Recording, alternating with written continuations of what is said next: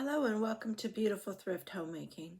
I'm Linda and we're reading through a vintage cookbook from 1917. It's called 1,000 Ways to Please a Husband. This is an instructional novel about a fictitious couple named Bettina and Bob during their first year of marriage. And Bettina shares her recipes with us. So there's a little storyline and then there's recipes, menu plans, and so forth. So we'll read the chapters and then discuss the recipes. I typically read 2 chapters at a time on each episode. We're in the month of February, chapter 115. We began in the month of June, so we are pretty far along now in the story. And we've seen some repetition in some of the ideas in here. We find that in 1917, a lot of foods were baked in molds and shaped that way for presentation. And they also served a lot of puddings, different than the instant pudding that you know of. And let's see, another thing is paprika was a very common flavoring used in many of the recipes. All right, now chapter 115 is called Supper After the Theater. Now, Bob, you start the fire in the fireplace while I go into the kitchen and get a little lunch.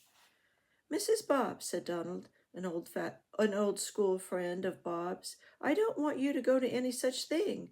We don't need any lunch. Stay in here and we'll all talk. You'll talk all the better with something to eat. No, it does say for. You'll talk all the better for something to eat, said Bettina, and so will Bob. Won't you, Bob?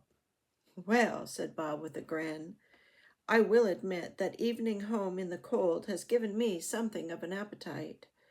Then, too, I'll tell you, Donald, that Bettina's after-theater suppers aren't to be lightly refused. Yes, on the whole, I think we'd better have the supper. We couldn't get you for dinner tonight, and you're leaving so early in the morning that, you see, you won't have had any real meal at our house at all. Meanwhile, Bettina was busying herself with the little supper, for which she had made preparations that morning. When she had creamed the oysters and placed them on the ramekins, she popped them in the oven. Next, she put on the coffee in her percolator and placed in the oven with the oysters the small loaf of bran bread that she had steamed that morning. Bob likes it better warm, she said to herself. Then she arranged her tea cart with plates, cups, silver, napkins, and peach preserves, not forgetting the rice parfait from the refrigerator. When she wheeled the little supper into the living room, Bob and Donald welcomed her with delight. I take it back. I am hungry after all, said Donald. Bettina served creamed oysters in ramekins, steamed bran bread, peach preserves, rice parfait, and coffee.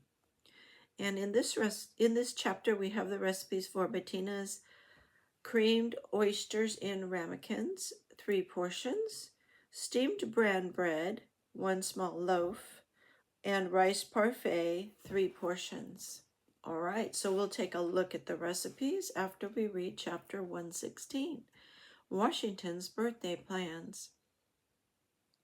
Good bran bread, said Bob, reaching for another piece. I like that recipe, said Bettina. It is so easy to make. What have you been doing all day? Bob asked. Cooking? No, indeed. Charlotte was here this afternoon, and we made plans for the tea we are going to give at her house on Washington's birthday. Oh, Bob, we have some of the best ideas for it. Our refreshments are to be served from the dining room table, you know, and our central decoration is to be a 3-cornered black hat filled with artificial red cherries. Of course, we'll have cherry ice and serve cherries in the tea, Russian style. The salad will be served in little black 3-cornered hats. These, filled with fruit salad, will be set on the table, and each guest will help herself. The thin bread and butter sandwiches will be cut in hatchet shape. And oh yes, I forgot the cunningest idea of all. We'll serve tiny gilt hatchets stuck in tree trunks of fondant, rolled in coconut and toasted brown. Isn't that a clever plan? Charlotte saw it done once and says it is very effective. It sounds like some party, and I'll feel especially enthusiastic if you don't forget to plan for one guest who won't appear. Or perhaps I should say two, for I know Frank won't want to be forgotten. For dinner that night, Bob and Bettina had corned beef au gratin, baked tomatoes, applesauce, gluten bread, butter, cream pie, and coffee. And Bettina shares her recipes here for the corned beef au gratin, the baked tomatoes and cheese, and the gluten bread. All right, so let's discuss these recipes. All right, so let's discuss these two chapters. We'll look at the meal plans and read the recipes together. Chapter 115, Supper After the Theater. We know that they use the word supper for lunch, and that is a sort of a regional definition of lunch is supper, or supper is lunch, however you want to look at that. Their friend Donald is over after the theater, and they're going to enjoy their food in the living room served on the tea cart. And we had a look at Bettina's tea cart in one of the very first chapters. It's a lovely antique piece that was a wedding gift. And there's something special on the top of it under glass, if I recall. And then we have Bettina preparing ahead for this. She already knew that she was going to serve Donald some lunch after the theater, and so she had steamed the bran bread, and all she needed to do was warm it up. And then she had waiting in the refrigerator their dessert, which is the rice parfaits.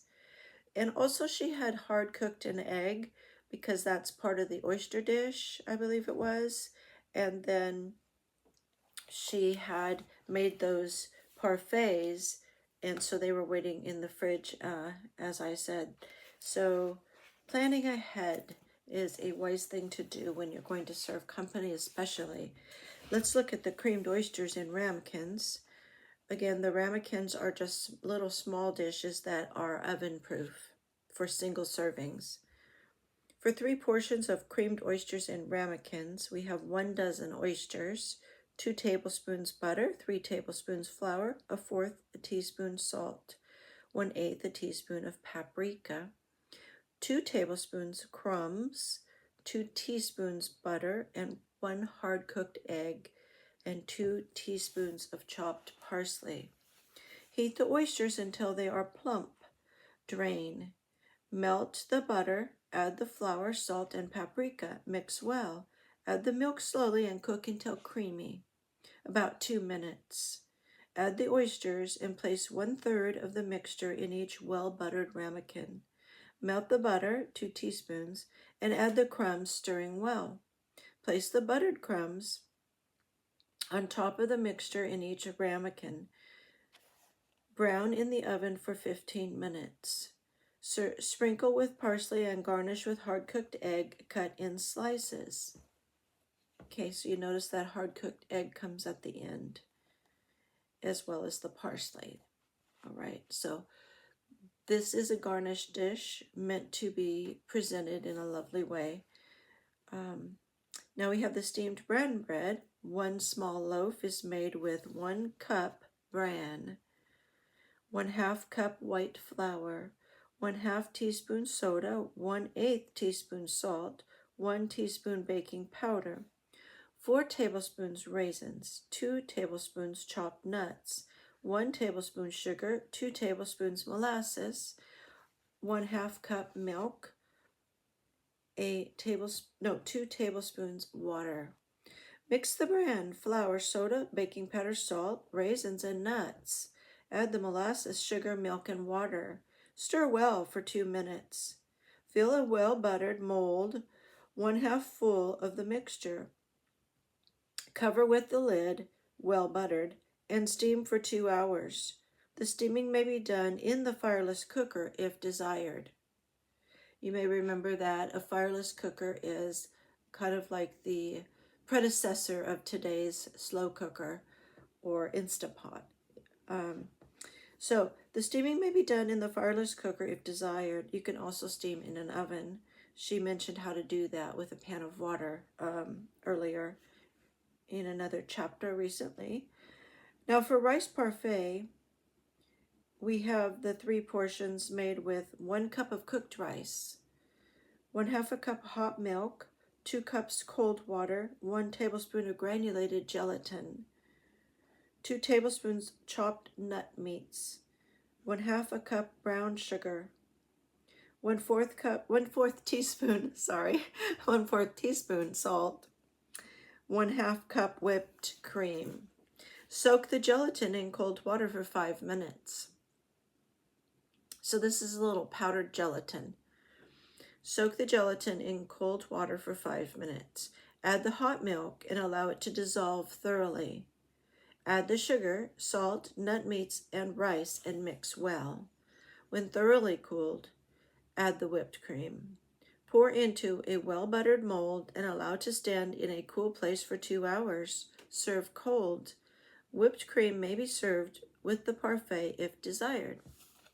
All right, so those are the recipes from our supper after the theater. What do you think about that menu? Served on the tea cart in the living room.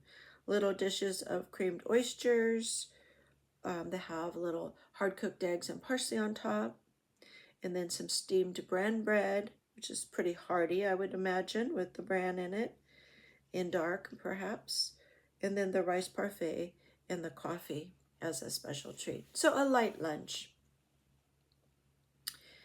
And now, Chapter 116, Washington's birthday plans. I wonder if you've ever celebrated, just for fun, George Washington's birthday.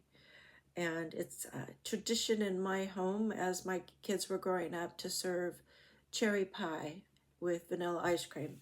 And I would always buy the cherry pie because I've not ever made one, but they are just fun to have and a little bit festive. And there's a legend about George Washington as a boy. You may have heard it, that he chopped down a cherry tree in his father's orchard, and that he would never tell a lie. So when his father asked him if he did it, he admitted it. And he had used his little hatchet to do that. And so they say that that's not a true story, but there is a wonderful piece of artwork about that I just love. Parson Weems, I think, is the artist's name, and you might take a look at that sometime. All right, so Bettina is planning with Charlotte, an older friend of hers, a luncheon to celebrate Washington's birthday. And I think it's interesting that even back in 1917, though George Washington was the first president of the United States, and so it had been quite a while since then, and when we came up to 1917, but they had already started celebrating his birthday at that time, and we still do that today, even this over 100 years later from 1917. All right, so for dinner, she and Bob were eating together, and she's just sharing about her luncheon plans with Bob, and he doesn't want to be overlooked because he knows the girls are going to be having a good time and eating. And so, of course, he asked that she planned for Frank and Bob to have something also. This is a themed luncheon that she's planning with Charlotte, taking off on that legend about the young George Washington chopping down the cherry tree with his hatchet. And so there's a little fondant tree trunks, and there's 3-cornered hats, which were the style at the time of George Washington. And then, of course, little hatchets, and there's cherry dishes and so forth. So that was a little fun luncheon that's being planned. But what they're serving, what Bettina's serving to Bob that night is the corned beef au gratin. And she's going to make 3 portions of that. And I looked up the term au gratin because I was surprised when I noticed this recipe did not include any cheese. But it turns out that au gratin means sprinkled with breadcrumbs or cheese. and browned. And it comes from the French word for grated. And so that makes sense because breadcrumbs are very fine, as though they're grated. And cheese, of course, used in au gratin is grated. So I did not know that, and maybe you didn't either, that a au gratin dish can sometimes not have any cheese in it. It might just be topped with breadcrumbs. So looking back on that oyster dish, the creamed oysters in the ramekins in the previous chapter, we have that topped with crumbs, breadcrumbs with butter, and then browned. So that would have been an au gratin dish as well, though it wasn't mentioned in the title of it. So corned beef au gratin is served with with 1.5 cups milk, a half a slice of onion, 1 piece of celery, 2 tablespoons flour, 2 tablespoons butter, 1 egg, 1 teaspoon salt, 1/4 teaspoon paprika, 1 cup chopped corned beef. Place the milk, onion, and celery over the fire. Allow to get very hot. Remove from the fire and let stand for 10 minutes. Remove the celery and onion from the milk. Melt the butter, add the flour. Mix well and slowly add the milk. Melt the butter, add the flour, mix well and slowly add the milk. Cook until the consistency of white sauce. Add the egg, well beaten, and the salt, paprika, and beef. Pour into well-buttered individual dishes. Place in a moderate oven and bake 25 minutes. Remove from the oven and allow to stand 2 minutes. Remove from the molds and garnish with parsley. Now, I've moved into March on my calendar in my real time. I'm a little bit behind on my February chapters. We just began the month of March, and I'm thinking ahead to the celebration of St. Patrick's Day and eating corned beef and cabbage. And I'm thinking, I wonder if I'd like to try this instead of the traditional boiled corned beef. It might be a little bit better received from my family. So that's an idea. What do you think? Now the baked tomatoes and cheese. 1 cup canned tomatoes, 1/2 teaspoon salt, 1/4 teaspoon paprika, 1/4 cup fresh breadcrumbs, 3 tablespoons cheese cut fine, 1/2 a cup cooked celery. I think that says 1/4. 1/4 cup cooked celery, 1 tablespoon butter. Mix the tomatoes, salt, paprika, cheese, and celery. Add half the breadcrumbs. Pour into a well-buttered baking dish. Melt the butter. Add the remaining crumbs and place on top of the mixture. Bake 20 minutes in a moderate oven. And I do apologize. Some of these fractions particularly are really very hard to read in this reprint that I have from Dover Publications. It's the type is kind of blurry. You can kind of see that even maybe if I show you a little bit of it. And then again, my vision is not real great between the two things. It's sometimes hard for me to read between 1/4 and 1/2 and 1/8 in those fractions. Okay, now we're going to the recipe finally for the gluten bread. 10 slices. It's a small loaf. 1 cup of gluten flour. 1.5 teaspoons baking powder. 1/4 teaspoon salt. 1/4 cup bran. 2 tablespoons sugar. 1/3 cup milk. 1/3 cup water. And 1 teaspoon melted butter. Just gonna stop and say I've never melted just 1 teaspoon of butter. Wow, some of these recipes are so very careful with the ingredients. They take such small amounts that you could really stretch your food budget if you stuck to these portions. Mix the flour, baking powder, salt, bran, and sugar. Add the milk and water. Beat vigorously for 1 minute and then add the butter. Pour into a well-buttered bread pan and bake 40 minutes in a moderate oven. All right, so there we have it. A gluten bread, and we had a steamed bran bread, each baked in a different way, and both of them having bran in them. The one that was the bran bread had the raisins and nuts and molasses in it, and this gluten bread also had the bran and a little sweet. It was sweetened just slightly with the 2 tablespoons of sugar.